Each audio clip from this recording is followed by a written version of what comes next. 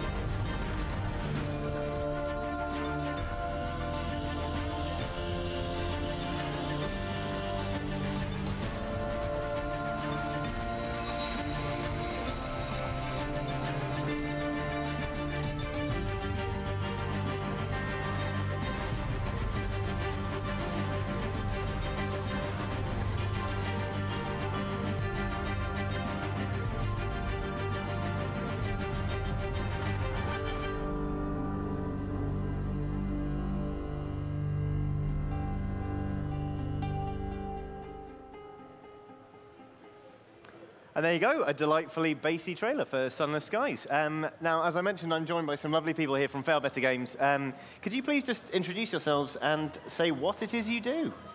Hi, I'm Chris Gardner, and I'm Narrative Director at Failbetter Games. I'm Lottie Bevan, and I'm the producer at Failbetter.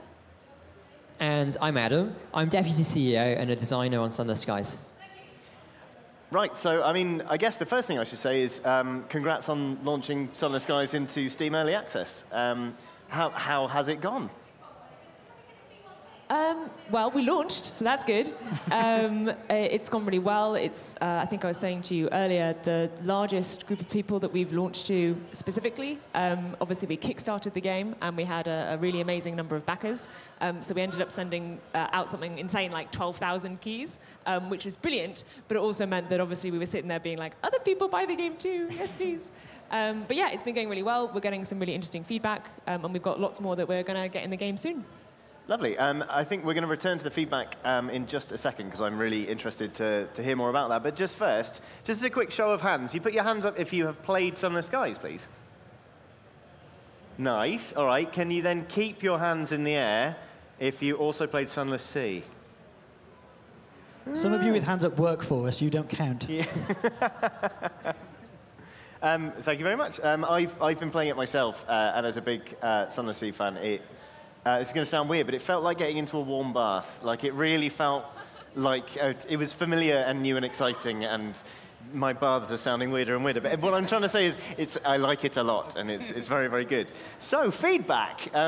What sort of thing have you had from the community, and how has it sort of influenced you moving forward in the time? I know it's only a very brief window since you launched, but still. So we treat early access as early access. So there's really only there is a segment or a sliver of the game in at the moment, and there isn't sort of lots of different customization on your locomotive, on your character yet, because we wanted to get the feedback on the fundamentals before we started adding sexy twiddly bits to it. And the feedback's been very good so far. There's lots of, it's always amazing. The stuff that people bring up is never the stuff you thought about. You go into it thinking, oh, people are going to say this about the combat. And some people might, but then the stuff that people do say always comes out of left field and always surprises you, which is why this is so vital for us. Watching, one of the most useful things I personally find is being able to watch Let's Plays now, and actually watch someone who hasn't touched the game before sit down and play it from nothing. And it's incredibly informative and sometimes really frustrating, because you're screaming, no, click the button, and they don't hear me, however loud I shout. Yeah, so. That's the problem with pre-recorded video, isn't it? But I guess that's the interesting thing, is that, you know, before you put something out, you can play it yourselves and you can test it however much you like. But the minute it's out there on Steam, it's already being played for 10 times the number of hours, simply because you've just put it out to that many people. It must be a weird thing to kind of release it into the world and just see what people make of it, right? Terrifying. The word is terrifying. Yeah. Yeah. Fair enough. Yeah, no, that does sound, to me, it does sound perfectly terrifying, but still. So you mentioned that a lot of the feedback came out of left field. What have players found or discovered or seen in the build that you didn't expect? What have they been focusing on that maybe you didn't anticipate? Well, early on, we discovered that obviously, we're a very narrative-focused studio. We take our words very seriously, and we have a sense of humor, but we want people to really take Sunless Skies and its world very seriously and take their journey. And one of the most frequent bits of feedback we got in the run-up to early access was people bloody love ramming their ships into the asteroids. They think that asteroid ping pong is the heart of this game, and we're sitting there going, is this really going to plan? Like, that's not really what we planned. But we kept them in, and people still seem to enjoy it. And I think we have some pretty macabre plans to improve upon the asteroid ramming thing. Yeah, can we talk? Yeah, we were talking. Well, we worked out that we can in fact put coffins in the game, and then we decided there's no point putting coffins in the game if you can't ram them around the place with your ship and deposit them in places and stuff. So that's excellent. Yes, we'll be looking at that soon. It's kind of like so look out for this new esports coming your way, like coffin ball. Yeah, I mean, you're looking at the game. You're like 3/5 of the way to Rocket League, I think. You've got the propulsion. You've now got the collision detection. You should go for it, I think. A narrative-driven asteroid esport. Good. So anyway, so obviously we had a show of hands, and I could tell from counting that there are some people in the audience who haven't played Sunless Skies. Obviously, the first region is available now in early access. Could you just give people an idea of sort of what they can expect from the experience when they sort of dive in, as it were? So Sunless Skies is our version of what happens if the Victorian Empire went into space, and that space was a psychedelic area ruled by suns, and what the Victorians get up to in space, which is very characteristically Victorian. There's lots of tea and lots of oppression, and the first region is called the Reach, and it's how to describe it? It's like a frontier area where they've started colonizing, and there's lots of weird and wonderful colonies, many of which don't want to be part of the British Empire anymore. And there's a conflict raging between London and the independent forces who want to break free, who've invented nice little names for their factions. So the Londoners are called stovepipes for their hats, and the rebels are called tacketies for their hobnail boots, which are sturdy, practical footwear for life on the frontier. Yeah, I have to say I found it actually quite hard to declare my allegiance when I was asked. Well, it was during a conversation with one of my crew members. I couldn't pick, which is, I guess, a good sign if I'm feeling conflicted. One of the things I noticed when playing the build for the first time, moving the ship around, it's very floaty, and fuel is less of a concern because you can just kind of drift a lot. And I remember when we sort of talked before, a lot of it was about how players have to go over early game content a lot in Sunless Sea. Is that part of sort of a drive to get players going further, as it were, or was it just space? So when we were making Sunless Sea, we wanted it to feel a bit like you were piloting a steamship. And obviously they have some constraints. For instance, they don't tend to go sideways. And one of the things that we took on board about Sunless Sea was that the combat was not one of the favorite parts of the game.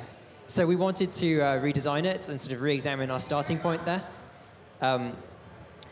So we got interested in seeing if we could combine these things by creating a sort of locomotive movement scheme that took advantage of the fact that we were no longer limited by what ships do, and created some interesting combat possibilities. The distance stuff, I might not be the best person to comment on. There is a difference in scale. Sunless Sea didn't feel like a small game, I don't think, but it was set in a modestly sized sea underground, and now we are set in all of space. So we did want to give that sense of expansion. So your locomotive, you're not in a ship in Sunless Skies, you're in a space train, because space trains are really cool. Yeah. And so the engine moves quite a bit faster than we would. If we let the ship move that fast in Sunless Sea, it wouldn't have felt like a steamship. And if we slowed the engine down in Sunless Skies, it wouldn't feel like a train. So. Yeah, fair enough. I hadn't considered the sheer vastness of space as part of that. That is, a very good reason. I have to say, one of the things I really love about Sunless Skies is the sense of depth you get. You know, you think of space, you just think of like an inky void, which is kind of very you, if it's not offensive to say it. But there's a lot going on in Sunless Skies. You can see sort of from this screenshot, there's a lot of depth behind it. I think our art department were ecstatic, weren't they, when they realised they could show depth. I mean, it's not just art. I mean, the writing department as well was saying, you know, we can have light and trees, and as you can see, like we just put all of that in always because we've not been allowed to touch those topics for so long. Yes, it's been rocks and mushrooms for basically 8 years. And darkness, so much darkness. And now it's, trees and winds and weather. Weather's amazing, being able to write about weather. Oh, God. Right, yeah, well, I mean, of course, with Sunless Sea, it's tied so intrinsically to Fallen London, all of the lore that's been built up there. I mean, it's, what, 1.5 million words now? Something like that? That's a lot to take on in a game, and obviously, you know, there are clear parallels between the two, but you've got a lot of creative freedom now, right? Like, where has that taken you? What have you found yourselves getting excited about? Oh, a lot. It feels like it's interesting because it feels like we can draw on all the stuff we've had from Fallen London and Sunless Sea. But it feels like those are the paints we've got, and we've got this whole new tapestry to draw on. The Reach is kind of the more, in one of the ways, it's the less weird area. I mean, it's got some weird stuff in it, but let's not go, But some of the regions we've got coming up are quite a bit weirder, I think. There's places with no suns and places that are still ruled by a sun where, there's a kingdom of the dead that you'll be able to explore. That'll be a whole region you can poke about in. We're really excited to sink our teeth into that. So, there's lots of stuff we're looking forward to getting into. I mean, talking of kind of writing and I guess the procedure of doing it, you've got 3 distinct regions, but I remember Sunless Sea was, unless I'm wrong, it was written from left to right. Is that correct? So you get the really weird stuff at the end of, well, in the east, because there's the confidence levels were up there, I guess. But what's the approach with Sunless Skies? Are you going region by region, or are you going left to right again, or are you coming out in a spiral? We're doing region by region. We've started with the Reach, which is the central one. So we know people will start there, but we don't know anything about what route they'll be taking after that. Sorry about that. Sorry. We've got a way we want to kind of lead them that we hope, but it's an open world, so people can go where they want. And, but hopefully, we're just setting it up so there's enough interesting stuff in each place that you'll get interesting contradictions and comparisons whichever way you go. Sure, got it. Now, obviously, this morning, kind of on Twitter before we got into this panel, we joked that my questions would only be about space bees. So I feel like it would be remiss of me not to ask you about space bees, because apparently the space bee lore has deepened? Yeah, so after your last interview, I saw which way the wind was blowing. And we wrote quite a lot more material about space bees. Right. So, I have brought some exclusive space bee snippets for you.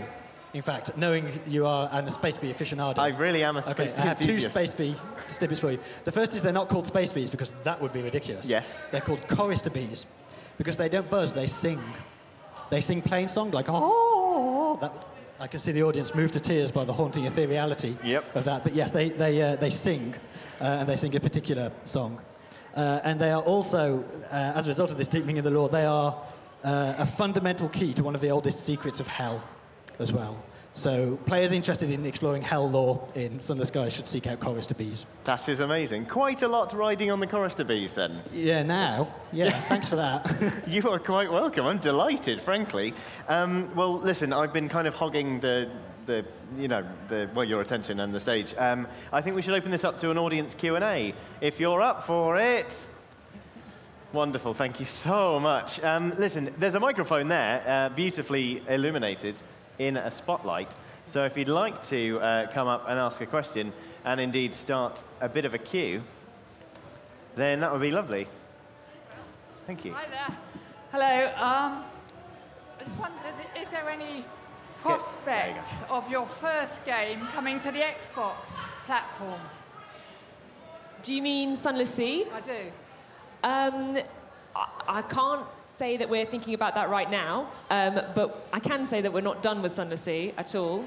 You know that you might not know that we recently ported it to iPad, so it's available there. And without being hit by our community manager, who's sitting in the front row within throwing range, I can say that we are looking at other platforms to put it on. Good, thank you. Somebody, anybody? There we go, there's someone. Is it a challenge to release a story like this episodically? Do you find you have to avoid mentioning things in the center region if you don't know how long it'll be before people can get to the actual payoff somewhere else? Yes, quite a lot. But what we do when we, before we started writing specific stuff from the Reach, we did an overall kind of setting Bible, which laid out a bunch of facts we will assume about each of the regions and some example ports and the discoveries and encounters you could have in them.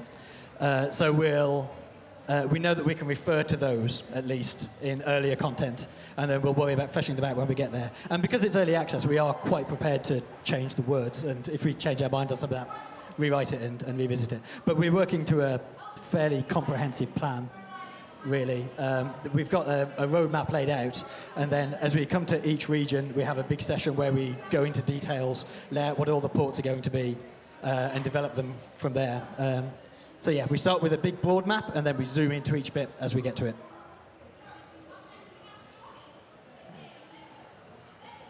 Any more for any more? Don't be shy.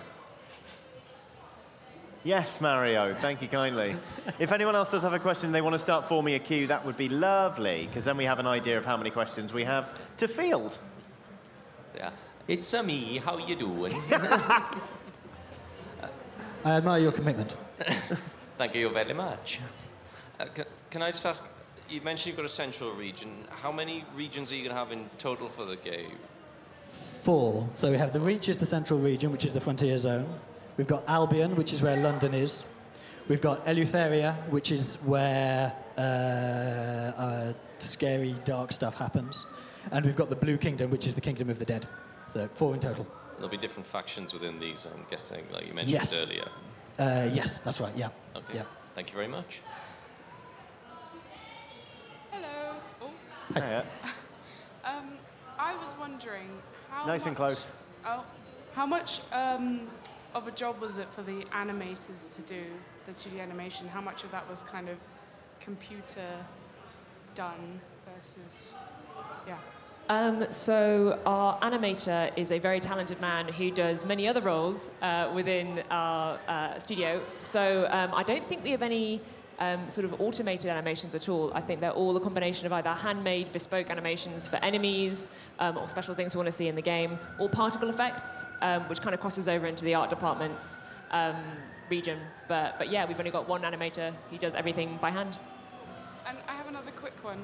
How do you explain having like trees and weather and stuff in space? Sorry, you've been asked that loads of that. Well, I was going to say that goes back to the writing team being so happy that they can do this. And maybe you want to talk about the fact that space is maybe not space as everyone knows it. Yeah, so we're not, we don't feel we should be shackled by the bounds of Western logic. So we're not really bothered about physics and that sort of thing. This is, and the Victorians obviously hadn't sent manned spaceflight out, so lots of the Victorian fiction that speculates on space is incredibly wild and imaginative. And we wanted to take that approach to it, so not take a specific Victorian imagination of space, but take that, the starting point is what could be out there, and work from there. So there is, you can breathe in space, in our space, but it's really, really cold, and there's lots of wind, and the cold will kill you. But if you're sucked out of an airlock, you can survive for a few minutes. So there's enough of an atmosphere to have trees and all that useful stuff. And we really, really wanted to write about trees. It was very important to us that we justify that from the word go. Well, I like trees, so thank you. Trees are great. There is, by the way, also an explanation within the law of the setting for why space would be this way. So we are trying to depict space as it might have been imagined by Victorians, but it also has a kind of internal consistency. Hi there. I come to you as a Fallen London player, absolutely adore it, cannot stop playing it, getting to be a little bit of a problem. But what my question was, I love the fact that within Fallen London there's so much representation of people of colour, people who aren't necessarily human, and gender, sexuality. What I want to know is, is all of that still present in Sunless Skies? Very much so. It's something that is important to us. We've occasionally had queries about it. Why are there always people who are in space who are not white men? Because there are lots of white men in space, presumably. But no, that isn't necessarily a part of sort of late 19th century writing that we particularly wanted to adopt. We are offering a setting where we want to talk about other things and where, you know, there are people whose faces are full of tentacles. So we sort of makes sense to us that people are not going to be that hung up on this stuff anymore. And we know that it's important to our players, and we care about that as well. That's perfect. Thank you very much. I think it's important to all of our games that we provide escapism, and I think everyone, regardless of race, gender, orientation, or preference, deserves the right to be a badass space train captain. Hi, I was wondering, were your writers originally writers and then went into game design, or were they game designers that then went into writing because that's what they liked? They tend to be two distinct things. With Fallen London particularly, there's a very close relationship between design and writing because it is so text-driven. And obviously in Sunless Sea and Sunless Skies, it's more of a traditional game. So there is a bigger division between the design and writing department, but they do work very closely together. I mean, we couldn't have one without the other. Yes. And within an individual port, I guess the writer is very much the designer of the content in that port, which might have sort of mini games and design elements in it. So yeah, they're identical in Fallen London. They're not completely identical in Sunless Skies. And we have a slight separation of roles, I think. So our writers do a lot of the narrative design in Sunless Skies, but we also have people like Liam and Adam who work on are more focused on the design of the bits that aren't the prose and the stories, the design of the combat, the flying around, the resource management, all that kind of stuff. Hi, so you guys kind of explore big things like sea or space. Is there any other vastness you kind of want to explore in the later games? That's a really good question. I mean, immediately my first thought is death. Like, let's make a game about the afterlife. But we don't have, I think, any particular other big vastness that we're thinking of right now. We're just focused on the skies, which is, I think, big enough. But I think I'd love to do something in the countryside, or a wilderness. But again, more trees. But yeah, I'd love to do an unexplored wilderness game, exploring the something recognisable. So not our crazy space thing, but yeah. Also spooky, everybody's gone to the rapture. Yeah, maybe. Or like a big fairy tale forest or something. I'd love that. Thank you very much.